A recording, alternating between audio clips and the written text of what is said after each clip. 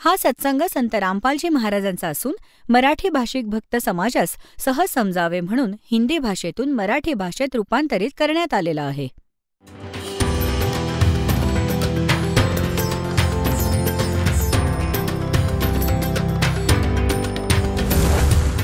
और ज्ञान सब ज्ञान डी कबीर ज्ञान सो ज्ञान और जैसे घोड़ा तोब कायम करता चले मैदान.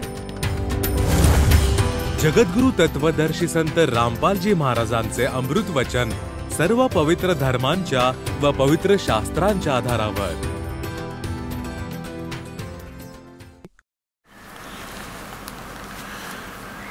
के कह कबीर मिटाऊं सब रासा कर मेरी पहचान मन ने की कर ले दो दिन का मेहमान.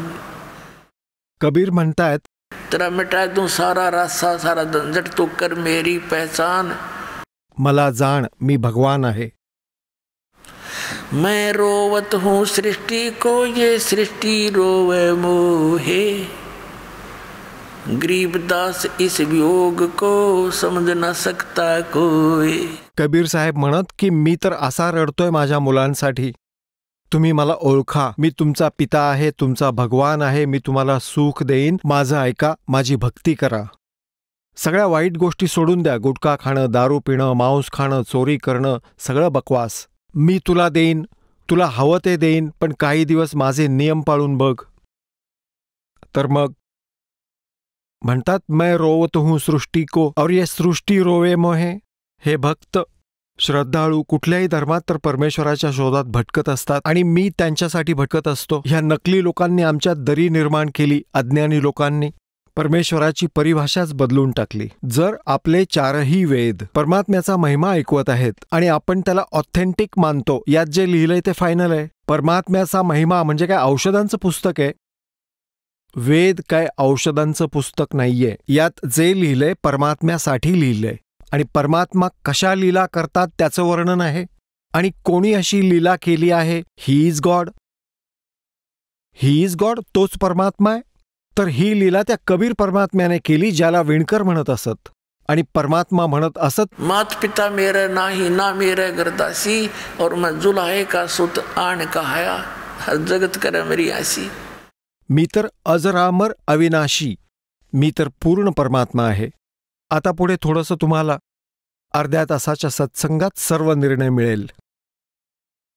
आता परमात्मा 5 वर्षांचे झाले आणि ह्या आध्यात्मिक मार्गाला पूर्ण रूपाने सहज समजेलसे ते परमात्माच करू जाणे, नाहीतर काळाने तर आग लावूनच ठेवलेली असते. परमात्म्याचे शेंडा बुडखा सुद्धा सोडलेले नसतात. तर त्यांनी सांगितलं की गुरु बिन माला फेरते गुरु बिन देते दान गुरु बिन दोनों निष्फल हैं चाहे पूछो वेद पुराण.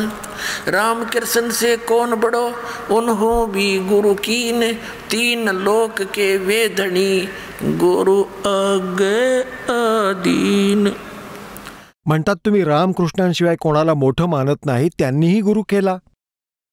म्हणतात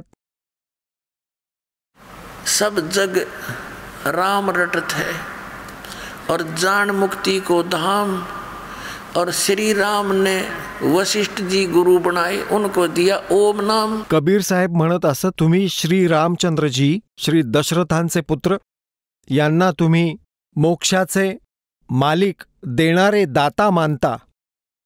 तुम्ही श्रीरामाची पूजा करता आणि ह्या श्रीरामांनी वसिष्ठ गुरुजींना गुरु मानलं होतं आणि वसिष्ठ ऋषींनी त्यांना ओम मंत्र जपायला दिला होता. सांगा, तुम्ही रामचंद्रांकडून मोक्ष मागता. रामचंद्रजींना मोक्ष मिळाला गुरु बनवून. जे काय व्हायचं होतं, स्वर्गात जायचं होतं, तेही त्याच पद्धतीने गेले. म्हणून परमात्म्याने गुरुमर्यादा बनवण्यासाठी एक लीला केली की पुढे येणाऱ्या काळात, नाहीतर जसा हा काळाचा पंथ चालू आहे, राधास्वामी पंथ, शिवदयालजींचा कोणी गुरु नव्हता. आणि हा दास असं म्हणतो की हा नकली पंथ आहे ज्याच्यात गुरु नाही बनवत. आणि परमात्मा कबीर साहेबांना तर गुरुची आवश्यकताच नव्हती, पण आमच्यासाठी एक मर्यादा बनवण्यासाठी नाहीतर आज ते असं म्हणाले असते, कबीरजींनी कुठे गुरु केला होता, आणि दवंडी पिटून सांगितलं असतं रामानंदजींना गुरु बनवलं कबीर साहेबांनी. तर ही लीला करावी लागली दात्याला, नाहीतर येणाऱ्या काळात कच्चं काम राहून जाऊ नये. समर्थ त्यालाच म्हणतात, सर्वज्ञ त्यालाच म्हणतात, जो भविष्यातही येणाऱ्या त्रुटींपासून आम्हाला वाचवून गेला. आता काय केलं मालकांनी? लीला केली. जेव्हा 5 वर्षांचे झाले, एक गंगा नदीवर घाट बांधला होता स्नान करण्यासाठी, आणि तिथं हे महर्षी एक स्वामी रामानंदजी होते. त्यावेळी कबीर परमेश्वरजी 5 वर्षांचे झाले असताना लीला करीत होते. तर त्यावेळी 104 वर्षांचे होते स्वामी रामानंदजी महर्षी, आणि त्यांचा फार बोलबाला होता. सगळे असं मानत की महर्षी रामानंदजी जे आहेत, वेद, गीता, पुराण यांचे मर्मज्ञ जाणकार आहेत. त्यांनी 1400 ऋषी बनवले होते प्रचारक. त्यांच्यापैकी एक अष्टानंद ऋषी होते, ज्यांनी परमात्म्याला येताना त्यांनी पाहिलं होतं सतलोकातून एका प्रकाशपुंज रूपात, नंतर बालक रूप दिसलं होतं. त्याच रामानंद ऋषींचे शिष्य होते. रामानंदजी सकाळी सकाळी स्नान करण्यासाठी गंगा घाटावर जात असत ब्रह्ममुहूर्तावर. उन्हाळ्याचे दिवस होते. परमात्मा कबीरजी जाऊन त्या पायऱ्यांवर झोपले. रामानंदजी अंधारात स्नान करण्यासाठी खाली जात होते, पायऱ्या उतरत होते. परमात्म्याच्या डोक्याला त्यांची खडावा लागली रामानंदजींची. जशी बालके रडतात तशी रडण्याची लीला केली. एकदम रामानंदजी वाकले. कुठल्या बाळाला इजा झाली? हे साधुसंत फार दयाळू असतात. एकदम खाली वाकले तर त्यांच्या गळ्यात एक कंठी होती. कंठी म्हणतात, एक कंठी असते तुळशीच्या लाकडापासून केलेला मणी असतो, त्यात एक मणी, आणि तो धाग्यात बांधून खालपर्यंत लटकवतात, असा चांगला लांब, म्हणजे सहजपणे काढता यावी आणि परत घालता यावी अशी. ऋषीजी मोठमोठ्या जटा ठेवत असत. तर ती कंठी जी होती, धाग्यात एक मणी घातलेला होता, ती काय असते की खूण असते की हा उपदेशी आहे आणि वैष्णव परंपरेतील आहे. तर जेव्हा एकदम वाकले ते रामानंदजी, त्यांची कंठी निघाली आणि कबीरजींच्या पडली गळ्यात. अंधार होता. रामानंदजींनी फक्त म्हटलं, रडू नको बाळा, रडू नकोस, चुकून पाय लागला तुला, आणि राम राम बोल बेटा, राम राम बोल. रामाच्या नावाने सुख मिळतं, दुःख दूर होतं. आता कबीर साहेब शांत झाले. आता रामानंदजींनी विचार केला, कोणाचं मूल असेल, रस्ता चुकला असेल. म्हणाले, बाळा तू इथे बसून राहा, मी स्नान करून घेतो, मग तुला तुझ्या घरी पाठवेन, आणि चिंता करू नकोस. रामानंदजी तर स्नान करू लागले. हे तिथून अंतर्धान पावले आणि आपल्या मानलेल्या आईवडिलांच्या झोपडीत गेले, विश्रांती घेतली. आता तिकडून रामानंदजी स्नान करून बाहेर आले. पाहिलं तर मूल नाहीये. इकडे तिकडे पाहिलं. एक दोघांना विचारलं की इथे बालक होतं. ते म्हणाले, आम्ही नाही पाहिलं. मग रामानंदजींनी विचार केला, मूल निघून गेलं असेल, अंधारात बिचकलं असेल, उजाडलेलं पाहून निघून गेलं असेल. ही गोष्ट ते विसरून गेले. आता परमात्म्यांनी काय केलं, स्वामी रामानंदजींचा शिष्य ऋषी एक विवेकानंद नावाचा, आपल्या क्षेत्रामध्ये जिथे त्याचं क्षेत्र वाटलं गेलं होतं 1400 ऋषींपैकी एक, त्याचंही एक क्षेत्र होतं की इथे तू प्रचार करशील, यांना तू समजावशील, त्यांचं शंका समाधान करशील. तर तो सत्संग करत होता. कबीर साहेब पण जाऊन बसले तिथे. कबीर साहेब जाऊन बसले. जेव्हा त्याने प्रसंग सुरू केला की विष्णूजी सर्वेश्वर आहेत, यांचे कोणी माता पिता नाहीयेत, ते सर्वेश्वर आहेत, हेच 3 रूपं धारण करून सर्व कार्य करतात. ते कधी रजगुण ब्रह्मा बनतात, कधी तमोगुण शिव बनतात. हे सगळ्यांचे जनक आहेत, हे सर्व देवांचे देव आहेत, अजरामर आहेत, यांचे कोणी माता पिता नाहीयेत. जेव्हा त्यांनी ही शिवपुराणाची कथा सांगितलेली ऐकली, भगवान विष्णूंच्या वरचा प्रसंग चालू होता, त्यावर सत्संग चालू होता, तर परमात्मा उभे राहिले आणि विचारलं, की हे स्वामीजी, मी तुमच्याकडून काही शंकांचं समाधान मागू इच्छितो. आता सर्व श्रोते बसलेले आणि विवेकानंदजी म्हणाले की हां, बोल बेटा, काय विचारायचंय? तुम्ही असं म्हणालात की विष्णूजींचे कोणी माता पिता नाहीयेत, अजरामर आहेत, सर्वेश्वर आहेत आणि त्यांच्यावर कोणी परमात्मा नाहीये. पण मी एके दिवशी एक ब्राह्मण कथा सांगत होता. शिवपुराणात रुद्रसंहितेमध्ये 5वा, 6वा व 7वा अध्याय तो वाचत होता. त्यात मी ऐकलं की यात असं लिहून ठेवलं आहे की काळरूपी ब्रह्मपासून आणि दुर्गेच्या संयोगाने विष्णूची उत्पत्ती झाली. आपण पहा बरं त्यात जरा. मी तर काही वाचलं नाही, असं आहे. आता ब्राह्मणाने वाचलं जसंच्या तसं. म्हणतात, राज तजना सहज है सहज तरिया का नेह और मान बढाई ईर्षा दुर्लभ तजना ये. आणि याला सोडल्याशिवाय भगवान मिळत नाहीत, नाहीतर करा कितीही प्रयत्न. डोळे फाडफाडून वाचलं आणि म्हणाले, अरे खोटं बोलतोयस, असं यात काहीच नाहीये. त्याला माहीत होतं सगळे अशिक्षित बसलेत आणि म्हणू लागले, त्या विषयाला बदललं. विषय बदलून ते म्हणू लागले, तू कोणाकडून दीक्षा घेतली आहेस का? तू कपाळाला टिळा लावलायस आमच्यासारखा? परमात्मा म्हणाले, हो, मी नाम घेतला आहे, दीक्षा घेतली आहे. कोणाकडून घेतली आहे? विवेकानंदजी म्हणाले की ज्यांच्याकडून आपण घेतली आहे. म्हणाले, अच्छा, तू कोण आहेस? तुझी जात काय? आता परमात्मा तर काही बोलू नाही शकले. श्रोतेच म्हणाले, हा तर निरूचा मुलगा आहे, विणकराचा, जुलाहीचा. निरू विणकराचा पुत्र आहे हा. ह्याची तर सवयच आहे, जिथे जातो तिथे लुडबुड केल्याशिवाय राहत नाही. ते विवेकानंदजी म्हणाले, अच्छा, हा विणकराचा मुलगा आहे आणि काय म्हणतोयस तू? माझ्या गुरुजींकडून उपदेश घेतलायस? होय, ज्या गुरुजींकडून तुम्ही उपदेश घेतलाय त्यांच्याचकडून मीही घेतलाय. पहा श्रोते हो, पहा बंधूंनो, किती खोटा आणि कपटी आहे हा. आहे ना पाखंडी? कसा खोटं बोलतोय? असाच पुराणांविषयी पण खोटं बोलतोय हा. माझे गुरुजी कोण तुला माहितीये का? तो म्हणतो विवेकानंद, परमात्म्याकडून. परमात्मा म्हणाले, मला माहितीये, आपले गुरुदेव आणि माझे गुरुदेव स्वामी पंडित रामानंदजी महर्षी. विवेकानंद म्हणतात, काय तू त्यांच्याकडून उपदेश घेतलायस? म्हणाले, बघ, तुझ्यासारखा टिळा सारा सौदा आहे माझ्याकडे. विवेकानंद म्हणाले, पहा लोक हो, किती खोटारड आहे.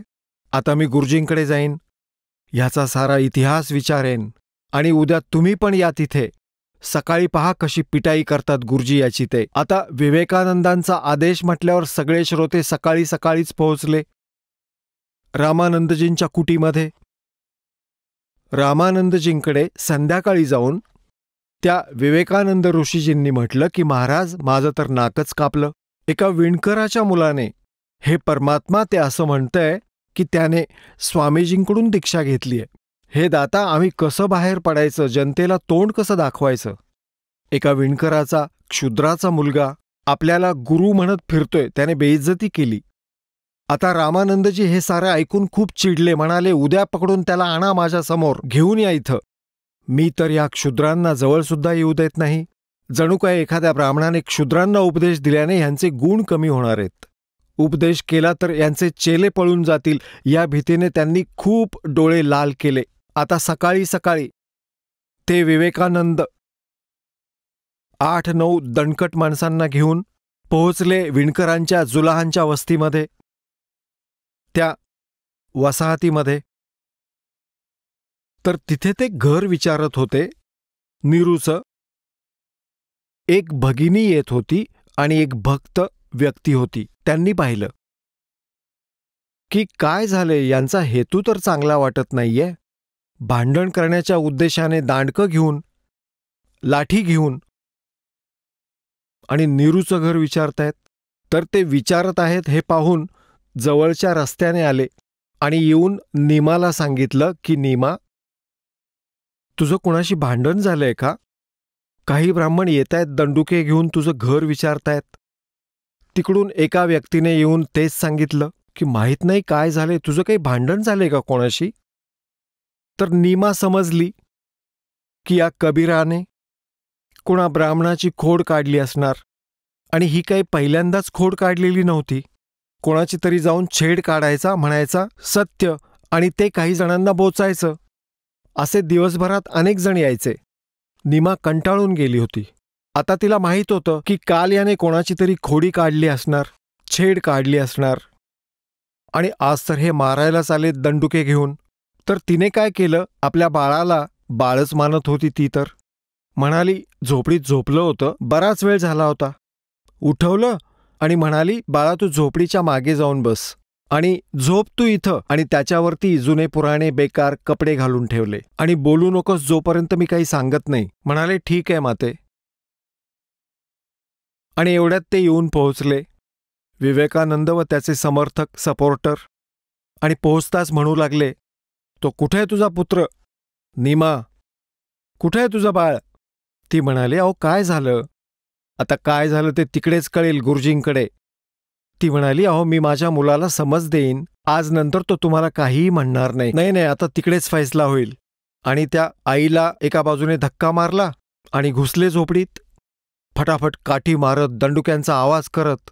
हाताला थोडेच लागणार होते. विणकर बनतील ते पंडितजी.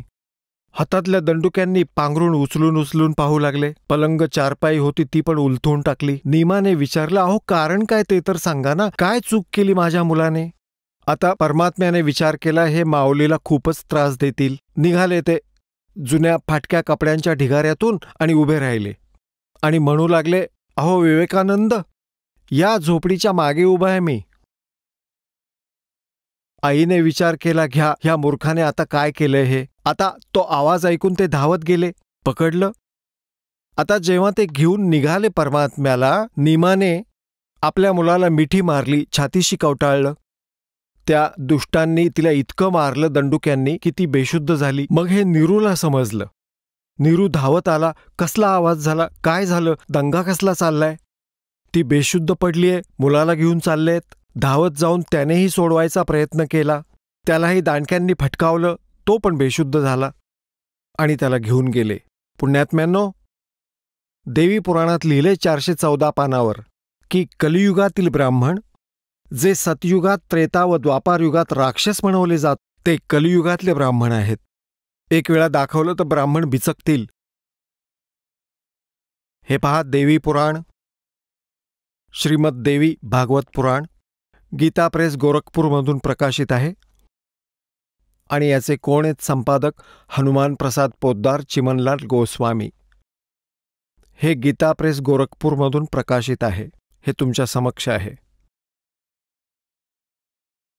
आता याच्या 414 पानावर तुम्हाला दाखवतो. एकतर या पंडितांना शोध लागला की कसे ब्राह्मण होते हे. संक्षिप्त देवी भागवत 6वा स्कंध आणि 414व्या पानावर जन्मेजयाने विचारलं, महाभाग, कोणत्या युगात धर्माचं कसं स्वरूप आहे ह्या संपूर्ण विषयावर विशेष रूपाने सांगण्याची कृपा करावी. व्यासजी म्हणाले, राजन, हे निश्चित आहे की सतयुगात ब्राह्मण वेदाचे पूर्ण विद्वान होते. त्यांच्याद्वारा निरंतर भगवती जगदंबेची आराधना होत होती.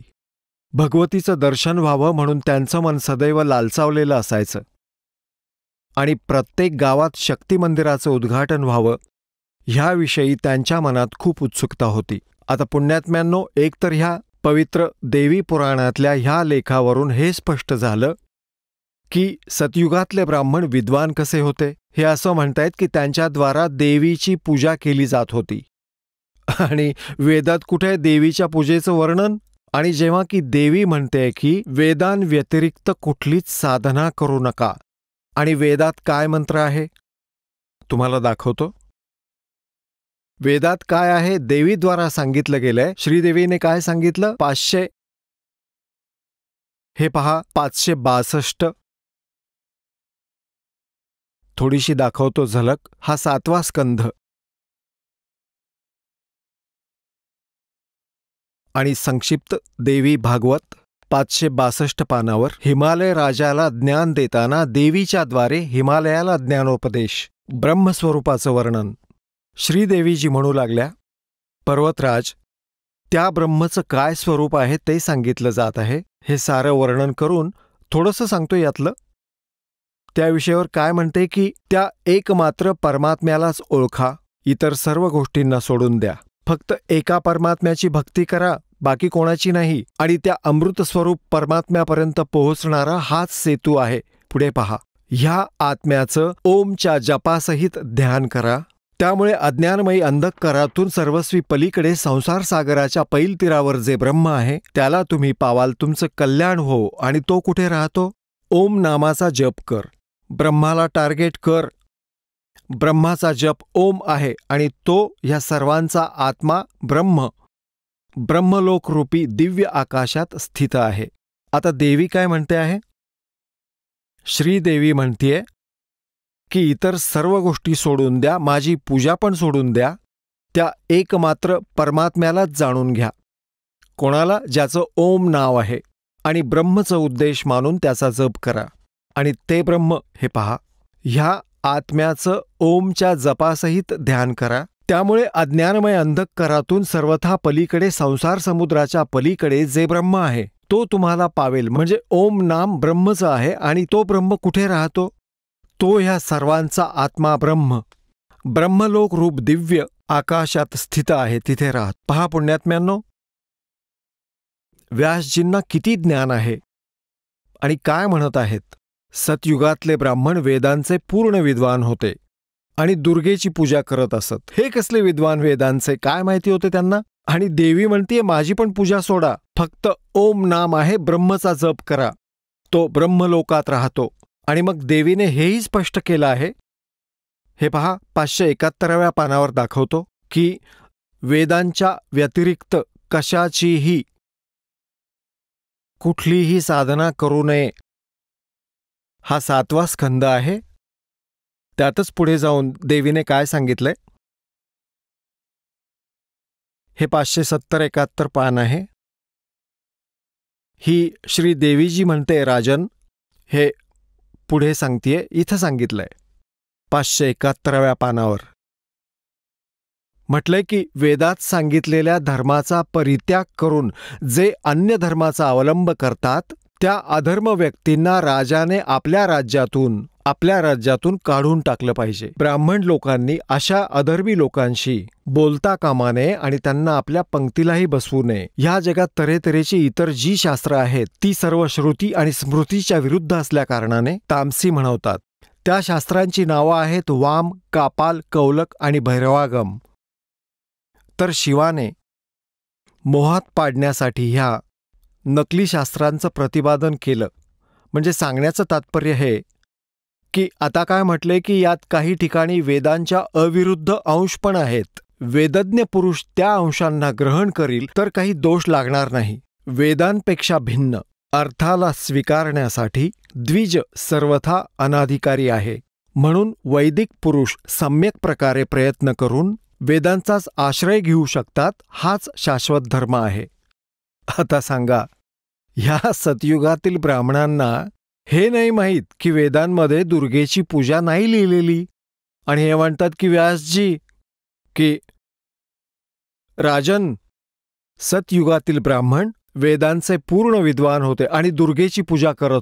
अरे वा रे महर्षी. आणि दुर्गा म्हणते की माझी पूजा सोडा, सर्व गोष्टी सोडा, एक ओम नाम आहे त्या ब्रह्मचं, त्याचा जप करा आणि तो ब्रह्मलोकात राहतो. हे कसले विद्वान होते ऋषी महर्षी. आता पहा पुराणांमध्ये काय लिहिले. पुढे पहा. आता 414वर संक्षिप्त देवी भागवत आणि 6वा स्कंध आपण हे वाचलं. जन्मेजयाने विचारलं, हे महाभाग, कुठल्या युगात धर्माचं कसं स्वरूप आहे? ह्या संपूर्ण विषयाला विशेषत्वाने सांगण्याची कृपा करावी. व्यासजी म्हणाले, राजन, हे निश्चित आहे की सतयुगात ब्राह्मण वेदांचे पूर्ण विद्वान होते. त्यांच्याद्वारे निरंतर भगवती जगदंबेची म्हणजे दुर्गेची आराधना होत होती. भगवतीचं दर्शन करण्यासाठी त्यांचं मन सदैव आतुरलेलं असायचं. प्रत्येक गावात शक्ती म्हणजे दुर्गेच्या मंदिराचं उद्घाटन व्हावं ह्याविषयी त्यांच्या मनात खूप उत्सुकता असे. आता पुण्यात्म्यांनो, हे मंदिरांचं खोटं ज्ञान पंडितांनी सांगितलंय आणि सतयुगापासून करत आले आहेत. वेदात लिहिलंय केवळ एक ओम मंत्र आहे. पवित्र श्रीमद भगवत गीता जी आहे 4ही वेदांचा सारांश आहे. त्यात कुठेही दुर्गेच्या पूजेचा नामोल्लेख तरी आहे का? आणि दुर्गा म्हणते त्याची पूजा करा. आता पुढे हे व्यासजी काय म्हणतायत ह्याच 414व्या पानावर पहा. जो आपला प्रसंग आहे तोच घेऊयात. हे तेच इथे काय सांगितलंय की धर्माची हीच स्थिती त्रेतायुगात राहिली, पण थोडा ऱ्हास झाला होता. सतयुगाची जी स्थिती होती ती द्वापार युगात विशेषत्वाने कमी झाली होती राजन. त्या प्राचीन युगांमध्ये जे राक्षस समजले जात होते ते कलियुगात ब्राह्मण मानले जातात, कारण की आत्ताचे ब्राह्मण मुख्यतः पाखंडी असण्यात तत्पर असतात. दुसऱ्यांना फसवणं, खोटं बोलणं आणि वैदिक धर्मकर्मापासून वेगळं राहणं हे कलियुगातील ब्राह्मणांचे स्वाभाविक गुण बनले आहेत. आता पुण्यात्म्यांनो, ही संकल्पना स्पष्ट करणं गरजेचं होतं. दासानं सांगितलं कलियुगातले ब्राह्मण जे सतयुगात राक्षस होते ते कसे झाले, आणि त्यांनी आत्ता हे जे कर्म करून दाखवलं. काय केलं? निर्दयपणे हाणामारी करून त्या नीरू आणि निमाला बेशुद्ध केलं, आपला मान वाढावा म्हणून. आणि परमात्मा त्या बालकाला फरफटत घेऊन गेले. तिथे त्यांचे गुरु रामानंदजी बसले होते कुटीमध्ये. पुढे पडदा लावलेला होता. समोर श्रोतावर्ग, त्यात खूप ब्राह्मण, हे जाणून घ्यायला की खोटं कोण आहे. आणि विवेकानंद जाणून बुजून बोलावून घेऊन गेला. तुझी काय इब्रत राहील आपल्या गुरुजींची, तो विषय विसरून जातील हे लोक. आता झोपडीमध्ये रामानंदजी आत बसले आहेत. कबीर परमेश्वर 5 वर्षांचे बालक बाहेर उभे आहेत.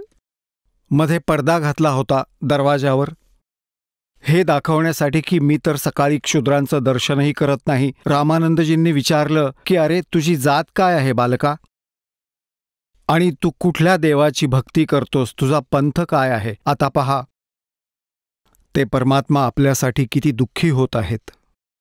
एक 1.5 दमडीचा जीव रामानंद, त्याच्यासमोर असे उभे आहेत परमात्मा हात जोडून, जसं एखाद्या सुयोग्य शिष्याने आपल्या गुरुजींच्या समोर व्यवहार केला पाहिजे, असे उभे आहेत परमात्मा. आता काय बोलणे होते, आदरणीय गरीबदास साहेबजींनी आपल्या वाणीमध्ये किती छान चित्रित केले आहे. आड्डा पडदा लाए करे रामानंद बूजंत, दास गरीब कुलंग छवी अदर धार को दंत. झोपडीमध्ये त्यांनी पाय आपटले रागाने, जसं हरिण नाचतं तसे. आणि त्यांनी काय प्रश्न केला, कौन जात कुल पंथ है, कौन तुम्हारा नामे, दास गरीब आधीन गती बोलत है बलि जाऊं मैं. आता गरीबदासजी म्हणतायत की मी शरण जातो आहे परमेश्वराला. रामानंदजींच्या समोर म्हणतात, किती नम्र होऊन बोलत आहेत आणि सोबतच सत्य सांगतायत. काय म्हणाले परमात्मा? रामानंदजींनी विचारलं की कोणती जात आहे तुमची, आणि कोणता पंथ आहे तुमचा, आणि नाव काय आहे तुमचं. परमात्म्यांनी काय सांगितलं, जात हमारी जगत गुरु और परमेश्वर है पंथ, दास गरीब लिखत पड़े मेरा नाम निरंजन कंत. माझी जात विचारली तर मी जगद्गुरू आहे, आणि माझा पंथ विचारला तर मी परमेश्वराचा पंथ. पंथ आहे माझा एक ईस, ज्याला क्षरपुरुष म्हटलं आहे. गीतेच्या अध्याय 15 श्लोक 16 व 17 मध्ये 3 पुरुष आहेत, क्षरपुरुष, अक्षरपुरुष, परमक्षरपुरुष. त्याला ईश, ईश्वर व परमक्षर पुरुषाला परमेश्वर म्हणतात. तर काय सांगतायत, जाते हमारी जगत गुरु और परमेश्वर है पंथ, दास गरीब लिखत पर मेरा नाम निरंजन कंत. कारण मी पूर्ण परमात्मा आहे आणि मी त्या परमेश्वराचा पंथ घेतलेला आहे. ह्या प्रसंगाने रामानंदजी खूप दुःखी झाले की पहा छोटंसं मूल कशी बकवास करत आहे. रे बालक सुन दुर्बुद्धि तेरा घटमट तन आकारे, दास गरीब दर्द लगा जब हो बोले सर्जनहारे. गरीबदास साहेबजी म्हणतायत की जेव्हा रामानंदजींना परमात्मा स्वतःला परमात्मा म्हणत होते, ह्या गोष्टीचं वाईट वाटलं रामानंदजींना आणि त्यांनी शिव्या द्यायला सुरुवात केली. हे मुला ऐक, दुर्बुद्धा, तुझा आकार घट्टमुट्ट तणासारखा आहे. तू तर समोर उभा असलेला दिसतो आहेस, आणि तो परमात्मा तर निराकार आहे. ज्याच्याबद्दल तू सांगतो आहेस ना, मी तोच भगवान आलो आहे. रे बालक ऐक दुर्बुद्धी, तुझे घट्टमुट्ट आकाराचे शरीर आहे. गरीबदासजी म्हणतात, दास गरीब रामानंदजींना या गोष्टीचा त्रास झाला. जेव्हा परमात्मा म्हणाले, मी सर्जनहार आहे, आणि काय काय बोलले, काय काय अभद्र गोष्टी बोलले. तुम मोमन के पालवा तेरा जुल्हे के गर्भास, और दास गरीब अज्ञान गती तेरा ऐसा दृढ़ विश्वास. ते असं म्हणाले की तू तर एका मुसलमानाच्या तुकड्यावर जगणारा तू, आणि स्वतःला भगवान म्हणवतो आहेस. मान बड़ाई छोड़ कर बोलो बालक बहन, दास गरीब अदमुखी एता तुम गठफेन. तर्क तलु से बोलते वो रामानंद सुरज्ञान, दास गरीब को जात है यू आखिर नीच निदान. किती अभद्र गोष्टी बोलले भगवानाला ते रामानंदजी, की ही तर कुजात आहे. कुजात कुजात म्हणजे ना आईचा पत्ता ना बापाचा, आणि कुठल्या जातीचा कुठे सापडलाय हा, अशा भावनेने बोलत होते.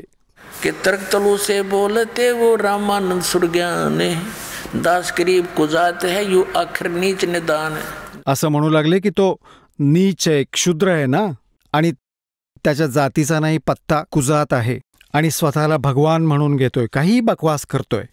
आता परमात्मा काय म्हणाले, मैं के बदन खुलास करे सुन स्वामी परवीने, दास गरीब अजात हूँ ते जो कहा बलि जाऊं मैं. मैं के बदन खुलास करे सुन स्वामी परवीने, दास गरीब मनी मरे है मैं आजिज आदीन. आता काय सांगू लागले परमात्मा आपली स्थिती. मैं अवगत गत से परे और तेरे चार वेद से दूर, दास गरीब दसों दशा में सकल संद भरपूर. माझा महिमा आहे या वेदांमध्ये, पण त्यांच्यापासून दूर, म्हणजे यात वर्णिलेल्या विधीमुळे माझी प्राप्ती नाही होऊ शकत. सकल सिंध भरपूर हूँ खालिक हमरा नाम, दास गरीब आजाद हूँ ते जो कहा बलि जाऊं मैं. पहा सुयोग्य शिष्य की कशी भूमिका घेऊन म्हणतायत की हे गुरुदेव, आपण माझे गुरुजी आहात, आपण मला कुजात म्हणा, नीच म्हणा, शिरोधार्य आहे, परंतु मी ह्या जातीपातीच्या पलीकडे आहे, माझी कोणतीही जात नाहीये, आणि बाकी तुम्ही जे म्हणालात ते शिरोधार्य आहे. पण खरंच मी तोच आहे जे तुम्हाला सांगतो आहे. ए स्वामी सृष्टा में और सृष्टि हमारे तीर, दास गरीब अधर बसू मैं अवगत सत कबीर. मी वरती सतलोकात राहतो. सुन रामानंद राम में और मैं बावन नरसिंह, दास गरीब सर्व कला मैं व्यापक सर्वंग. माझीच सत्ता सर्वांवर आहे, आणि सुन रामानंद राम मैं बावन नरसिंग, तो नरसिंह बनून मी चालू होतो. प्रल्हादाला वाचवलं होतं आणि नाव विष्णूचं दिलं. मी विष्णुरूप धारण केलं, कारण तो विष्णूचा भक्त होता. राजी होईल तो बालक. म्हणतात, सुन रामानंद राम में और मैं बावन नरसिंह, दास गरीब सर्व कला मैं व्यापक सर्वंग. आणि मग काय सांगतात, ए स्वामी सृष्टामय और सृष्टी मेरे तीर, दास गरीब अधर बसू अवगत सत कबीर. आता रामानंदजींनी विचार केला, इतक्या आत्मविश्वासाने हे बालक बोलत आहे, ह्याने तर प्रकरण वाढवलं. मग म्हणू लागले, मी जरा माझी पूजा उरकतो, तू एका बाजूला बस. पडद्याच्या मागून गोष्टी चालल्या होत्या या. आता ते पडद्या मागून म्हणू लागले, मी पूजा करतो, माझी थोडी नितनियम कर्मकांड करत असत ते. आणि परमात्मा बाहेर उभे राहिले. रामानंदजी काय करत होते, जशी भगवान विष्णूची काल्पनिक मूर्ती बनवत असत ते. कर्मकांड बाहेर मूर्ती पूजेने ते करत नसत, परंतु मूर्तीची कल्पना करत असत. अभ्यास केला होता. ध्यानाला बसताच मूर्ती दिसे विष्णू भगवानांची, आणि त्या कर्मकांडात काय करत, रोज त्या मूर्तीला आंघोळ घालत असत, इतक्या प्रेमाने, जणू श्रद्धा कायम ठेवण्यासाठी. गंगाजल आणलं होतं रामानंदजींनी, जसं कल्पना करतात स्वप्नात. आणि मग काय केलं, सगळे कपडे काढले मूर्तीचे. कर्मकांड केवळ मानसिक पूजा करत होते, मानसिक. कपडे काढले सगळे, आणि मग त्या मूर्तीला अंघोळ घातली. अंघोळ घातल्यावर परत सारे कपडे घातले, तिलक लावला आणि मुकुट ठेवला भगवान श्रीकृष्ण विष्णूजींच्या डोक्यावर. आणि मग काय पाहिलं की भगवानांच्या गळ्यात कंठी नाहीये, ती माळ नाहीये. मुकुट ठेवल्यानंतर त्या दिवशी मुकुट उतरू शकत नाहीत, दुसऱ्या दिवशी उतरवू शकतात, नाहीतर पूजा खंडित. आणि माळ नाही घातली भगवानाच्या गळ्यात तरी पूजा अर्धवट, परत अपुरी. त्यामुळे रामानंदजींनी विचार केला, ह्या माळेला उचलून आणि मुकुटाच्या वरून घालावी. ते घालायचा प्रयत्न करू लागले तर ती मुकुटात अडकली, ती पुढे गेली नाही. तर रामानंदजी इतके चिंतित झाले की हे भगवान, आज माझ्याकडून कोणती चूक झाली? हे परमात्मा, आयुष्यात पहिल्यांदाच माझ्या हातून अशी चूक झालीये. तुमच्या गळ्यातला तुमचा शृंगार राहिला दाता. इतके चिंतातूर झाले, आज कशी भूल पडली? परमेश्वरा, म्हातारपण आलं, चांगली चालू असलेली पूजा बिघडली माझी, भक्तीचा नाश होईल. परमात्मा उभे होते समोर पडद्यामागे, बाहेर. कबीर साहेब म्हणू लागले, स्वामीजी, ह्या माळेची गाठ सोडवा, गुंडी, आणि मग पुन्हा त्याची गाठ मारा गळ्यात घातल्यानंतर. मुकुट काढावा लागणार नाही, तुमची पूजा वाचेल. आता रामानंदजींनी विचार केला, हा गजबच झाला. पडदा लावलेला आहे आणि मी काही प्रत्यक्ष मूर्तीची नव्हे, मानसिक पूजा करतो आहे. आणि ह्या बालकाने माझी अडचण ओळखली. म्हणतात त्याच वेळेस त्याच ब्राह्मण म्हणावे, ब्राह्मण तो जो ब्रह्म ओळखतो, ब्राह्मण त्याला म्हणतात जो भगवानाला ओळखतो. त्याच क्षणी आडपडदा दूर झाला आणि त्याला मिठीत घेतलं. एकदम तो म्हातारा मनुष्य बाहेर आला आणि त्या बालकाला, ज्याला ब्राह्मण लोक स्पर्शही करत नसत, कपड्यांचा सुद्धा स्पर्श होऊ देत नसत, समोर शेकडोंच्या संख्येने ब्राह्मण विराजमान होते. तर पुण्यात्म्यांनो, ह्याला ब्राह्मण म्हणतात. म्हणतायत वेळ आल्यावर सौदा करून कुठेही देईल ज्ञान. तर ह्याला ब्राह्मण म्हणतात. त्यांनी समाज नाही पाहिला रामानंदजींनी. त्यांनी ज्यासाठी तो जीव टाकत होता, सगळं आयुष्यपणाला लावलं होतं, तो समोर होता. एका बाजूला संपूर्ण समाज आणि एका बाजूला देव. तर त्या ब्राह्मणाने परमात्म्याला सिलेक्ट केलं आणि त्या बालकाला छातीशी कवटाळलं. असं, हे परमात्मा, तुम्ही माझ्या मनातली गोष्ट ओळखली.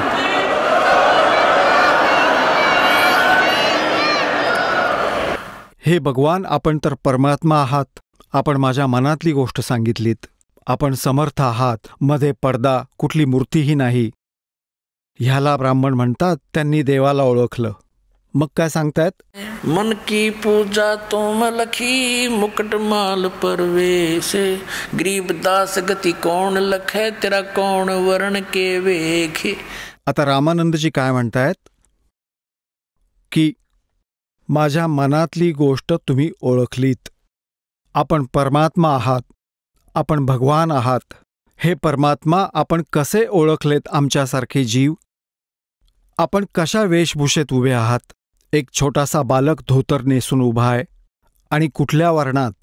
एका क्षुद्र जातीत प्रकट झाले आहेत. हे परमात्मा, तुला कसं ओळखावं आम्ही जीवांनी? तर हे काय सांगतायत रामानंदजी? मन की पूजा तुम लखी, माझ्या मनातली गोष्ट सांगितलीत. आपण परमात्मा आहात, परंतु आपल्याला कसं ओळखू शकणार आमच्यासारखे जीव? आता आपण कसल्या वेशभूषेत आणि कुठल्या वर्ण म्हणजे क्षुद्र जातीत वर्णामध्ये आपल्याला कोण मानेल भगवान? तर परमात्मा म्हणतायत, ते जो देखेगा मेरे धाम को सो जानते मुझ, गरीबदास तो से को हुई सुन गायत्री गुज. आता परमात्म्यांना तर ते समोर उभे होते ना, त्यांची जिरवायची पण होती ना. रामानंदजींचं परत मन पालटलं. म्हणू लागले, मुला, एक गोष्ट सांग, आपण खोटं का बोललात? परमात्मा म्हणाले, मी काय खोटं बोललो स्वामीजी? की आपण सर्वांना सांगितलं की माझ्याकडून तुम्ही दीक्षा घेतलीय, हे तुम्ही खोटं बोलला आहात. परमात्मा म्हणाले, नाही स्वामीजी, आठवून पहा, एके दिवशी आपण स्नान करायला गेला होतात. मी पायऱ्यांवर झोपलो होतो. तुमची कडावा माझ्या डोक्याला लागली होती आणि मी रडू लागलो होतो. आपण माझ्या डोक्यावर हात ठेवून म्हणाला होता, बाळा राम राम बोल, राम राम बोल. आणि मी तुमचा शिष्य, तुम्ही माझे गुरुजी झालात. तेव्हा ते म्हणू लागले, बेटा, तो तर एक छोटासा मुलगा होता. 2-2.5 वर्षांच्या मुलाच्या रूपात प्रकट झाले होते परमात्मा. 2-2.5 वर्षांच्या बाळाचं रूप घेऊन पायऱ्यांवर पहुडले होते आणि खरं तर त्यांचं रूप होतं 5 वर्षांचं. तर 2.5 वर्षाच्या बाळाचा आणि 5 वर्षाच्या मुलाच्या शरीराचा दुप्पट फरक पडतो. आणि तिथे ते 5 वर्षांच्या रूपात उभे होते झोपडीसमोर. तेव्हा परमात्मा म्हणाले, पहा स्वामीजी, एका सेवकाची चारपाई होती झोपडीच्या बाहेर. त्यावर 2.5 वर्षांच्या बालकाचं रूप घेऊन विराजमान झाले परमात्मा आणि म्हणू लागले, पहा असा होतो ना मी. आता रामानंदजींनी 6 वेळा तरी त्या 2.5 वर्षांच्या बालकाच्या रूपाला पाहिलं आणि 6 वेळा पाहिलं त्या 5 वर्षांच्या मुलाकडे. डोळे चोळून चोळून पाहू लागले की डोळे तर फसवत नाहीत ना माझे. मग परमात्म्याने विचार केला, या म्हाताऱ्याला समजत नाहीये ही गोष्ट. मग 2.5 वर्षांचं बाळ उठलं, 5 वर्षांच्या शरीरात विलीन झालं. एकटे परमात्मा उभे राहिले. बोला सद्गुरुदेव की.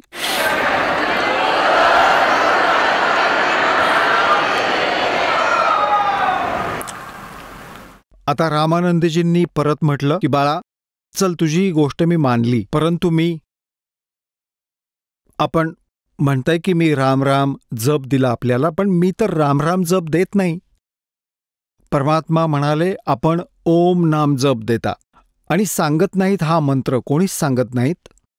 आपल्या शिष्यांना सुद्धा हे सांगितलं जातं की कोणाला सांगू नका ओम ओम जप करायला, नाही तर तो खंडित होतो. त्याला हे सांगितलं जातं राम राम. भाई रामाचं नाव जप. रामाचं नाव जो मंत्र वेदात आहे तो ओम मंत्र आहे. तर रामानंदजींनी विचार केला, हे तर कोणी ऋषी ब्राह्मण सुद्धा सांगू शकत नाही. क्षुद्रांना तर नाम दिलंच जात नाही, त्यांना आम्ही सुगावा सुद्धा लागू देत नाही की नाम काय असतं. मग विचारलं, अजून एक गोष्ट सांग, मी कंठी पण देतो नाम देताना. माळ कपड्याखालची काढून दाखवू लागले. म्हणाले, पहा तुम्हीच घातली होती माझ्या गळ्यात. आता रामानंदजी एकदम शरमल्यासारखे झाले की हे बालक नाहीये, हे बाळ नाहीये. आणि ते आलंय त्यांची घमेंड तोडायला आणि त्यांचे ना अज्ञान दूर करण्यासाठी त्यांच्या दारात उभे होते. कारण सतयुगामध्ये ह्याच रामानंदजींचा आत्मा एक विद्याधर नावाचा ब्राह्मण होता आणि त्याची पत्नी होती दीपिका. त्यांना मुलबाळ नव्हतं. त्यांना असेच ते एका तलावात कमळाच्या फुलावर मिळाले होते. त्यांनी त्यांचं लहानपणी कुमारी गायीच्या दुधाने पालनपोषण केले होते. तिथे कर्म बनवून आले होते. पुढच्या जन्मात हीच दीपिका आणि विद्याधर त्रेतायुगात वेदविद ब्राह्मण आणि सूर्या नावाचे होते. तेव्हा परमात्मा त्यांना परत भेटले होते. पुढे जाऊन रामानंदजींनी कलियुगात विवाह नाही केला. बालपणापासूनच 15-16 वर्षांच्या वयातच ऋषी बनले होते, भक्त. तर तिथे येऊन परत सांभाळलं. म्हणतात, 2 दिन मेरी शरण है ताका हूं मैं दास, और गेल गेल लाग गया फिर जब तक धरती आकाश. तर त्यांना काढायचं होतं. ते बनून बसले होते चौधरी पंडित साहेब आणि कख पण माहीत नाही त्याला, मेल्यावर नरकात जाणार होता. तर त्याची रग उतरवण्यासाठी सर्व क्रिया केली दात्याने आणि शिष्य बनून त्याचा उद्धार केला. रामानंदजी समजले की हे बालक नाहीये, काहीतरी वेगळीच कहाणी आहे. त्या सर्व ब्राह्मणांना सांगितलं की तुम्ही निघून जा आता. आता ते उठून निघून गेले. दोघे बसून पण 2-4 थांबले ज्यांना सत्संग ऐकावासा वाटत होता. तेव्हा परमात्म्याने विचारलं की हे स्वामीजी, तुम्ही कोणाची पूजा करता? रामानंदजी म्हणाले, मी विष्णू भगवानाची पूजा करतो. आणि विष्णू भगवान सर्वेश्वर आहेत, याव आहेत, महेश्वर आहेत, त्यांचे कोणी माता पिता नाहीयेत. परमात्मा म्हणाले, तुम्ही पहा देवी पुराणात, तुम्ही पहा शिवपुराणाच्या याच स्कंधात. आता ते तर विद्वान पुरुष होते, त्यांच्या लक्षात होते, सर्व मुखोद्गत होतं. सर्व गोष्टी जे परमात्मा सांगत होते ते त्यांना मान्य झालं. कारण त्यांचे 16 दिवस आले होते. त्यांनी इतकी लीला पाहिली परमेश्वराची तर खूपच सहमती देऊ लागले होते. तर परमात्मा म्हणाले, समजा की तुम्ही विष्णूची पूजा करून कुठे जाल तर विष्णू लोकात जाईन. तिथे किती दिवस राहाल? स्वर्गात. विष्णू लोकात पण एक स्वर्ग आहे. तर ते तर बुद्धिमान, इतकं ज्ञान तर त्यांना होतच, विद्वान होते ते. म्हणू लागले, जितका वेळ मला पुण्यामुळे मिळेल तितका वेळ राहीन. परमात्मा म्हणाले, मग त्यानंतर कुठे जाल? मग तर माहीत नाही बेटा कुठे ठिकाणं असेल. मग काय खाक भक्ती करता इथे. तिथे गेले मग नरकात. काय राहिलं मग स्वर्गात? मी तुम्हाला सांगतो, सतलोक जिथे गेल्यावर पुन्हा परतून संसारात येत नाहीत. गीतेच्या अध्याय क्रमांक 15च्या श्लोक क्रमांक 1 ते 4 आणि 16 ते 17 मध्ये हे स्पष्ट वर्णन आहे.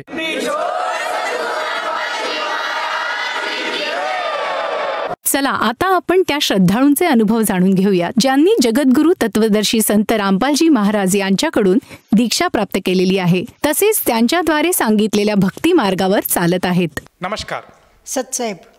आपलं नाव? मनीषा बिरारी. आपण कुठून आलात?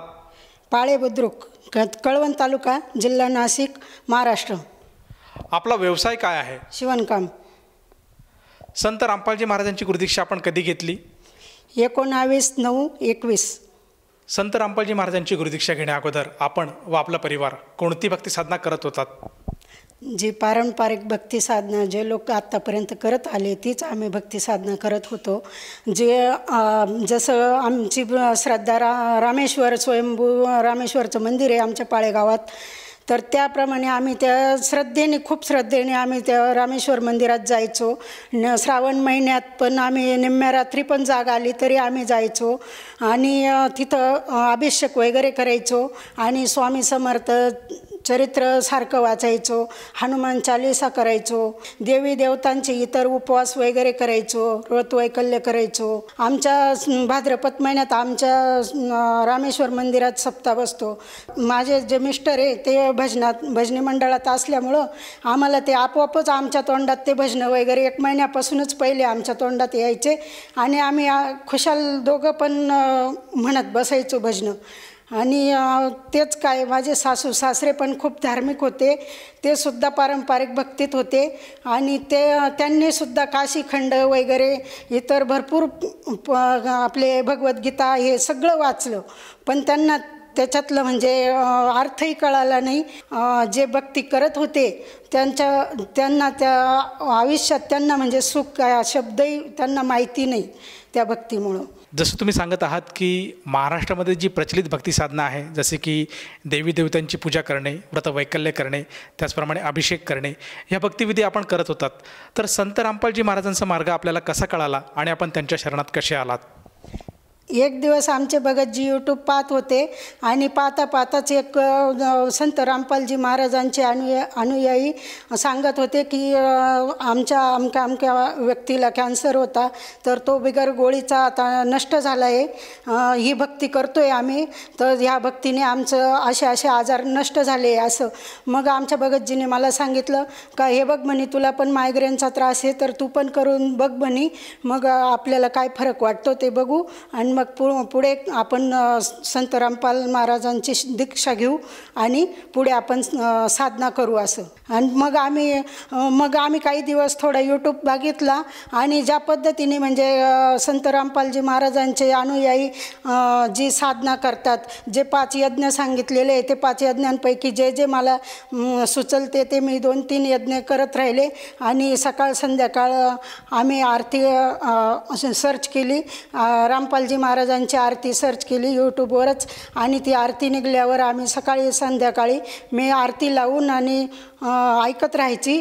त्या 15 दिवसात मला फरक पडला. फरक पडल्यानंतर आमचे भगतजी म्हटले का चला आपण एकाच दिवशी जाऊ आणि दीक्षा घेऊ म्हणून.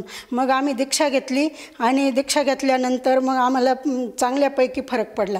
जसं तुम्ही सांगत आहात की संत रामपालजी महाराजांचे जे सत्संग आहे ते यूट्यूबच्या माध्यमातून आपल्या पतिदेवाने ऐकले, त्याचप्रमाणे आपण दोघांनीसुद्धा संत रामपालजी महाराजांची गुरुदीक्षा घेण्या अगोदरच त्यांची जी नित्यनियम आहे, जे काही आरती आहे त्याचं आपण श्रवण करत होतात. त्यानंतर आपल्याला आपल्या मायग्रेनच्या त्रासापासून आपल्याला मुक्तता झाली आणि ह्या आधारावर आपण स्वतः संत रामपालजी महाराजांच्या केंद्रावर जाऊन तेथे संत रामपालजी महाराजांची गुरुदीक्षा घेतली. तुम्हाला हे विचारायचं आहे की जेव्हा आपण संत रामपालजी महाराजांशी जुडल्या गेलात, त्यांची भक्तिविधी जेव्हा आपण स्वीकारली, त्यानंतर आपल्याला व आपल्या परिवाराला काय काय लाभ प्राप्त झालेत? ज्या वेळेस आम्ही संत रामपालजी महाराजांची गुरुदीक्षा घेतली त्यानंतर आम्हाला भरपूर लाभ झाले. जसं की माझा मायग्रेनचा त्रास तर माझा पहिलाच मिटून गेला होता. दुसरं म्हणजे आम्हाला असं वाटत होतं का आपले मुलं उद्या काय करतील, सर्व्हिस नाही, त्यांचे उद्या लग्न कार्य कसे होतील, तर कमीत कमी आपली शेती तरी पाहिजे, म्हणजे आपल्या मुलांचं पोट भरण्याचं साधन तरी होईल. मग आमची इच्छा होती शेती घेण्याची, पण पैसे पाहिजे तेवढे नसल्यामुळं आम्ही गावात शेती पण घेऊ शकत नव्हतो. पण मग आम्ही शेती घ्यायची इच्छा तर होती, पण गावात घेऊ शकत नव्हतो. मग आम्ही दुसऱ्या बाहेरगावी शोधत होतो. तर शोधता एक जण असाच येऊन बोलला का घेतो का म्हणे शेती. मग म्हटलं कुठं, तर म्हणे आपल्या अमक्या ठिकाणी. मग घेतली. आम्ही गेलो तिथं बघायला गेलो तर त्या व्यक्तीने आम्हाला अव्वाच्या सव्वा किंमत सांगितली, म्हणजे दीड दोन पटीने किंमत सांगितली आमच्या पैसे नसताना. मग म्हटलं मग आमच्या भगतजीने एकच आकडा सांगितला, तेवढ्या आकड्यातच होईल तर बघा, नाही तर आपल्याकडे पैसे नाही म्हणून सांगितलं.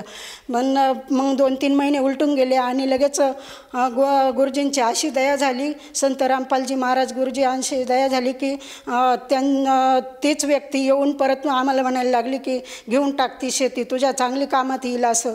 मग आम्ही लगेच ते परत बोललो त्या व्यक्तीला, आमच्याजवळ एवढेच पैसे आहे, आम्ही एवढेच देऊ शकतो, याच्यावर आमच्याकडे पैसे नाही आहे.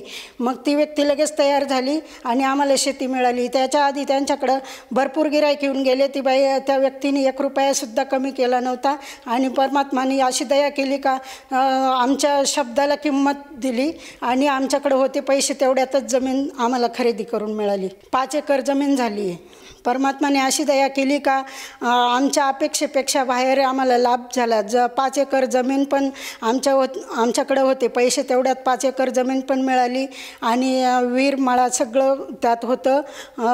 150 फुटाची चाळ पण होती आणि मोठी पाण्याची टाकी पण बांधलेली होती.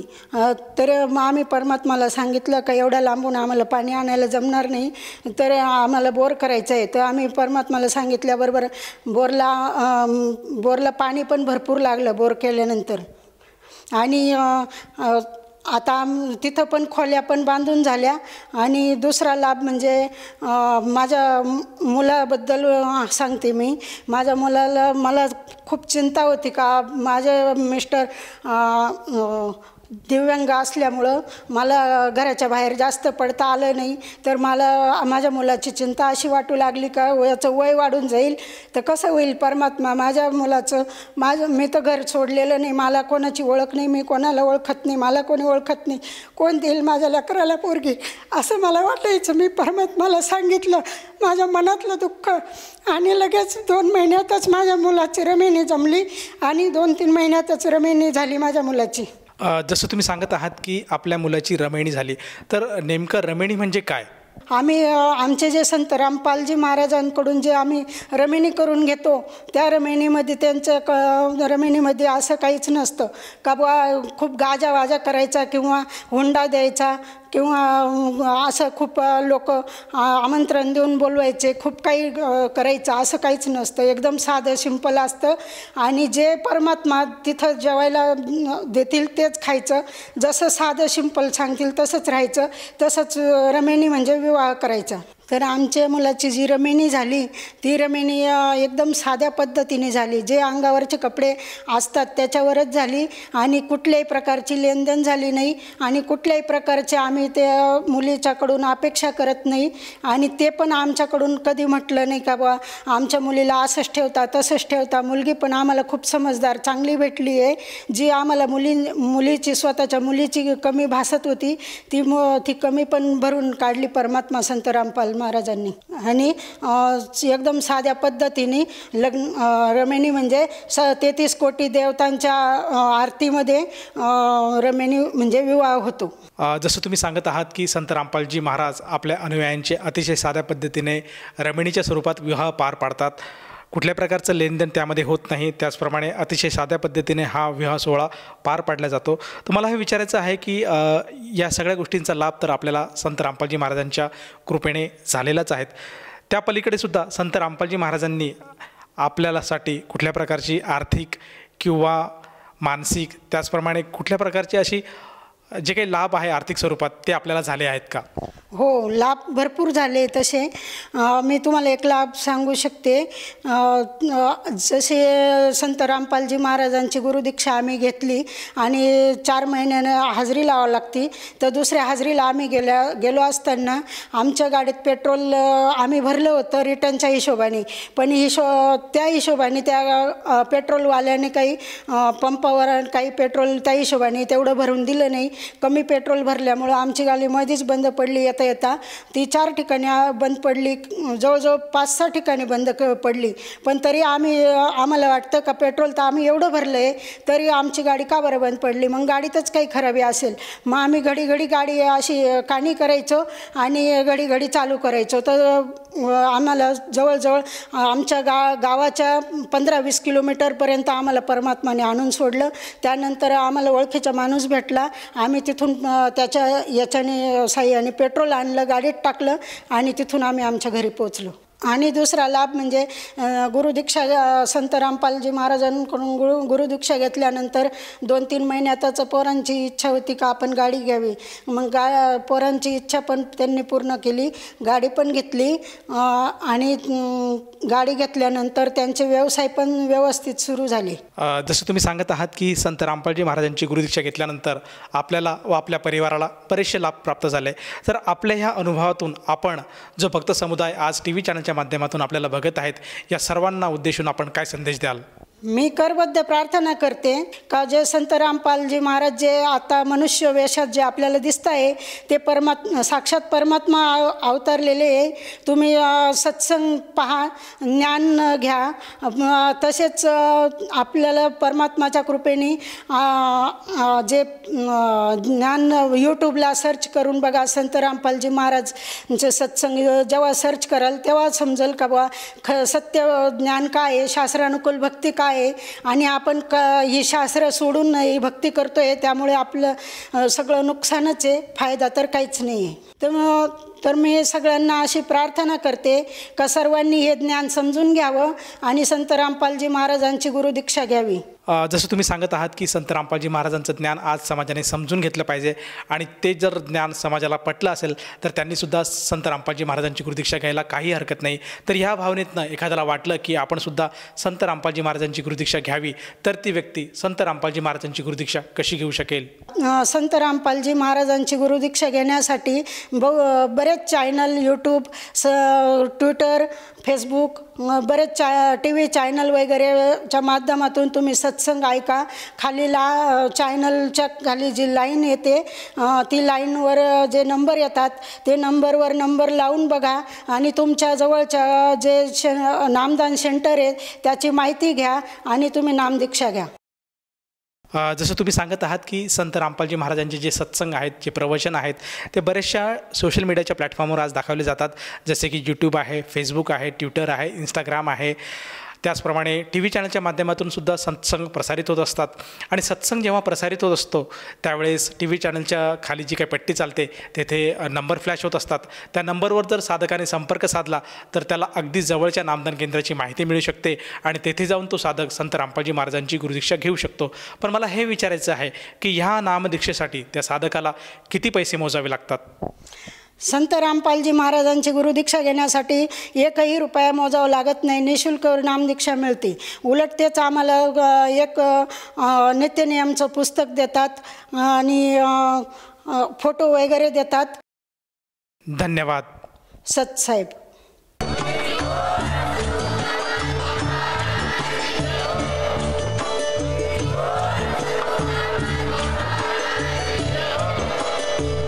आपण ऐकत होता जगद्गुरु तत्वदर्शी संत रामपालजी महाराज यांचे मंगल प्रवचन, ज्यांच्या शुभ आशीर्वादाने संपूर्ण विश्वामध्ये 500 पेक्षा जास्त नामदीक्षा केंद्र आहेत, जिथे निशुल्क नामदीक्षा दिली जाते. निशुल्क नामदीक्षा प्राप्त करण्यासाठी आणि अधिक माहितीसाठी संपर्क करा 7030303951 7030303952. अद्वितीय आध्यात्मिक ज्ञान वाचण्यासाठी, पाहण्यासाठी आणि ऐकण्यासाठी संत रामपालजी महाराज ॲप अवश्य डाउनलोड करा किंवा आमची वेबसाईट www.jagadgururampalji.org वर विजिट करा.